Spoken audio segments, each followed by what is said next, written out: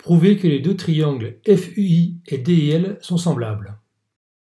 Deux triangles sont semblables s'ils ont au moins deux paires d'angles de même mesure. D'après l'énoncé, le triangle FUI et le triangle IDL ont déjà chacun un angle de 30 degrés. On va désormais montrer que le triangle IDL, tout comme le triangle FUI, a un angle de 60 degrés. Pour cela, on calcule déjà la mesure de l'angle FID. Cet angle FID est la somme de deux angles, un angle de 30 degrés et un angle droit. Cet angle FID mesure donc 120 degrés. On peut désormais calculer la mesure de l'angle LID. Comme les points F, I et L sont alignés, la somme des angles FID et LID est égale à 180 degrés. On en déduit que le LID mesure 60 degrés. Les triangles FUI et DIL ont deux paires d'angles de même mesure. Chacun a un angle de 30 degrés et chacun a un angle de 60 degrés. Ces deux triangles sont donc bien semblables. Question 2. Calculer la longueur du segment DL.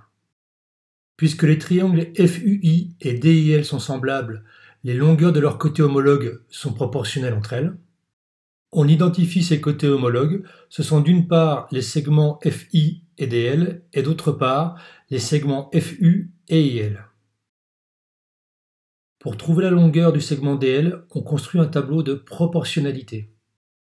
Pour trouver la longueur DL, on pourrait chercher le coefficient de proportionnalité de ce tableau, mais il est plus simple de remarquer que dans le triangle FUI, la longueur FI est 2 fois plus grande que la longueur UF. Puisque les triangles DIL et FUI sont semblables, alors dans le triangle DIL, la longueur DL est également 2 fois plus grande que la longueur IL.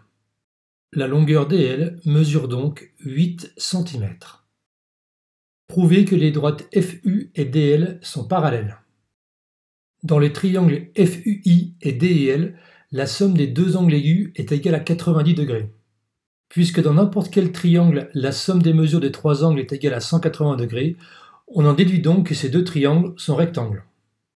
Le triangle FUI est rectangle en F, les droites FU et FI sont donc perpendiculaires. De même, le triangle LID est rectangle en L, les droites DL et IL sont donc aussi perpendiculaires. Les droites FU et LD sont toutes les deux perpendiculaires à la même droite, puisque les points FI et L sont alignés. Ces deux droites FU et LD sont donc bien parallèles.